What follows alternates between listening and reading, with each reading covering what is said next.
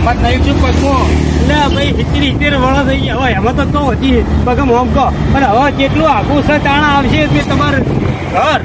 હવે નજીક જ છે નહીં દૂર મારી વાત છે હવે જે કરતા બધું ઘર ચલાવો. અરે હેડી તો મારો પગ દુખવા માંડે તાણા આવશે ઘર અને બીજું કેવું કહેતો હતો